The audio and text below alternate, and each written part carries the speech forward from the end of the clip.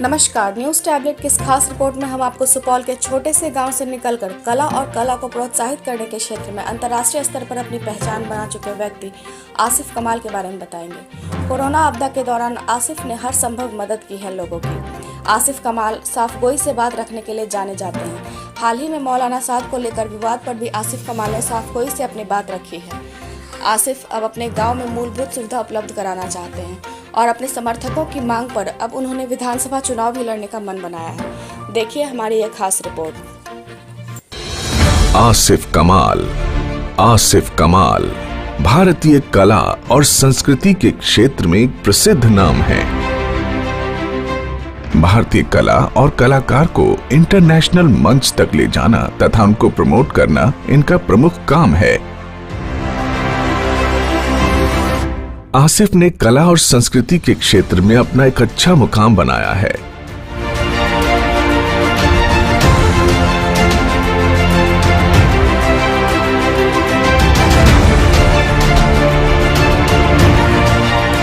उन्हें भारतीय कला के प्रसिद्ध 2 मैगजीन ने कवर पे जगह दी है और उन्हें 2019 में times now global leaders award ने दुबई में आर्ट कॉनोजियर ऑफ द ईयर के अवार्ड से सम्मानित किया।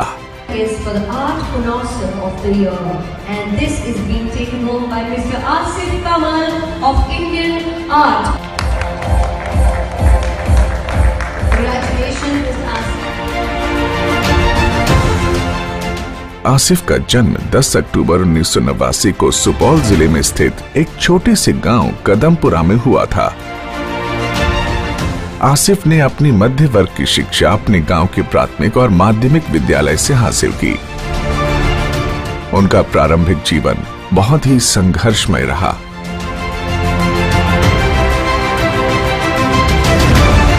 आसिफ अपने जीवन में संघर्ष और गरीबी के महत्व को समझते हुए अपने क्षेत्र के कल्याण के लिए कुछ करना चाहते हैं।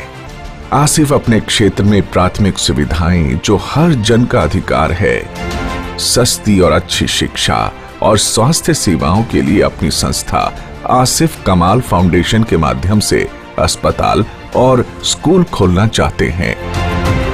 जो कठिनाई उन्होंने अपने जीवन में देखी है, वो नहीं चाहते कि वैसी कठिनाई इस क्षेत्र के किसी और बच्चे को उठानी पड़े।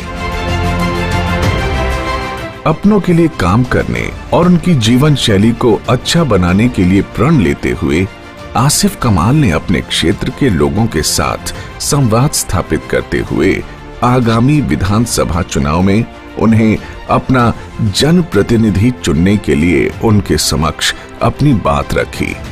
उन्होंने कहा कि एक शिक्षित और योग्य नेता ही आपको खुशहाली और तरक्की की ओर ले जा सकता है।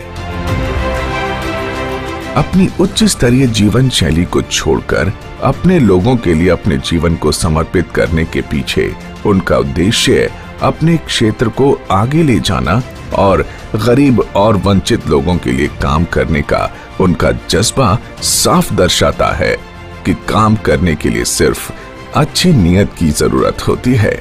आसिफ एक ऐसे व्यक्ति हैं जो दैनिक ग्रामीणों और प्रवासी मजदूरों के लिए फरिश्ता बनकर सामने आए हैं।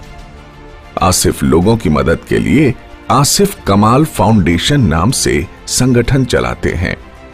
उन्होंने इस संगठन के माध्यम से देश में कोरोना से फैल रही महामारी में लोगों की मदद करने में सक्रिय भूमिका निभाते हुए बिहार के कई जिलों में जरूरतमंदों को राशन व जरूरी सामान मुहैया कराया है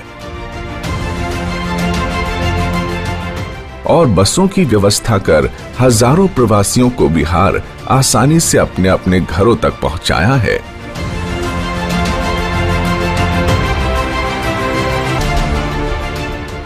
देश को सर्वप्रथम मानने वाले आसिफ कमाल की जिंदगी उस दिन बदल गई जिस दिन उन्होंने देश के लिए अपनी मजबूत आवाज को लोगों के समक्ष रखते हुए एक सच्चे देशभक्त और एक सच्चे मुसलमान होने का प्रतीक दिया। जब उन्होंने देखा कि उनके धर्म के कुछ लोग जो खुद को मौलाना कहते हैं और इस्लाम की रहनुमाई करने का दावा पेश करते हैं, उन्होंने न ही सिर्फ देश बल्कि इस खूबसूरत धर्म इस्लाम को बदनाम करने में कोई कसर नहीं छोड़ी, तो ऐसे में आसिफ कमाल बिना किसी से डरे उनकी आंखों में आंखें डाल के उनसे सवाल पूछते हैं और कहते हैं कि मैं जिस इस्लाम को मानता हूँ उस इस्लाम ने मुझे आपसे सवाल पूछने का हक दिया है। मुझे बताइए कि आप किस इस्लाम को मानते हैं। आपको आपके बच्चों के भविष्य की कोई चिंता नहीं है, उनको रोजगार कैसे मिलेगा उसकी कोई फिक्र नहीं है, लेकिन अपनी खुद की तरक्की और खुद के औलाद की तरक्की कैसे हो उसके लिए वो हर काम कर रहे हैं, जिससे पूरे देश का मुसलमान जिल्लत की जिंदगी जीने पर मजबूर है। उन्होंने कहा उनका धर्म और उनकी धार्मिक किताब तालीम हासिल करने पर जोर डालती है। तालीम हासिल करने के अलावा कोई विकल्प नहीं। तालीम हासिल करने पर आपको असली और नकली का फर्क दिखाई देगा, क्योंकि हिंदुस्तान के मुसलमान का जितना नुकसान राजनीतिक तुष्टीकरण ने किया है, उससे कहीं ज्यादा नुकसान गलत मजहबी रहनुमाई के कारण हुआ है। तालीम ही एक रास्ता है जिससे आप इनसे बच सकते हैं। शिक्षा आपको सही राजनीतिक और धार्मिक नेतृत्व को समझने और चुनने में आपकी मदद करता है। कुछ ऐसे नकली और फर्जी लोग हैं जिन्होंने आसिफ को अधार्मिक बता दिया, लेकिन आसिफ रुके नहीं और कहा कि अलीगढ़ और जामिया जैसी यूनिवर्सिटी बनाने वाले सर सैयद साहब को ऐसे कुछ नकली लोगों ने यहूदी तक कह दिया था जब वो इसको बनाने के लिए उनसे चंदा मांगने गए थे। अपनी दावेदारी धर्म और समीकरण से हटकर पेश करते हुए आसिफ ने साफ कह दिया है, निर्वाचन प्रणाली में जनप्रतिनिधि का चुनाव उसकी शिक्षा और योग्यता के आधार पर होना चाहिए। आगामी विधानसभा चुनाव में अपने क्षेत्र को रिप्रेजेंट करने के लिए आसिफ ने अपनी दावेदारी पेश कर दी है और अपने लोगों की सेवा में लगे हुए हैं। नमस्कार, मेरा नाम आसिफ कमाल है। मैं सुपौल जिला के कदमपुरा गांव का रहने वाला हूं। जात पात धर्म और राजनीतिक समीकरण से परे हटके मेरा उद्देश्य सिर्फ और सिर्फ मेरे क्षेत्र का विकास करना है। मैंने अपने बचपन में जो कठिनाइयां वहां देखी हैं, मैं नहीं चाहता उस क्षेत्र का कोई भी बच्चा जो आज जन्म लिया है और जो आने वाले वर्षों में पैदा होगा वो उन कठिनाइयों से जाए, होके गुजरे। मैंने शिक्षा में, स्वास्थ्य सेवाओं में जो कठिनाइयां तब देखी थी वही हालात आज भी हैं। मैं सक्रिय तौर पे अपने क्षेत्र के लिए काम करना चाहता हूं। मेरा कंपटीशन किसी राजनीतिक परिवार से, किसी राजनीतिक पार्टी से, किसी राजनीतिक उम्मीदवार से नहीं है। अगर मेरी कंपटीशन किसी से है तो वो मेरे क्षेत्र की गरीबी से है, शिक्षा की व्यवस्था से है, स्वास्थ्य सेवाओं की जो कमी है उससे है।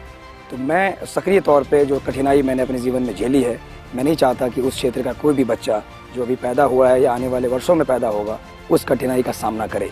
मैं सिर्फ और सिर्फ यही चाहता हूं कि मैं जो भी अपने जीवन में मैंने अचीव किया है, मैं उस भूमि के लिए कुछ कर पाऊँ, अपने जन्मभूमि के लिए कुछ कर पाऊँ, और उसी मकसद से मैं आप सबके बीच वापस आके आप लोगों के लिए एक अच्छी स्वास्थ्य सेवाओं के लिए काम करना, अच्छी शिक्षा प्रणाली बनाना, और ताकि वहाँ के बच्चे एक अच्छी एजुकेशन ले पाएँ और आप जो लोग वहाँ उस क्षेत्र में रहते हैं उन लोगों को अच्छी स्वास्थ्य सेवाएँ अच्छे दरों में आपके अपने ही एरिया में, क्षेत्र में उपलब्ध हो। धन्यवाद।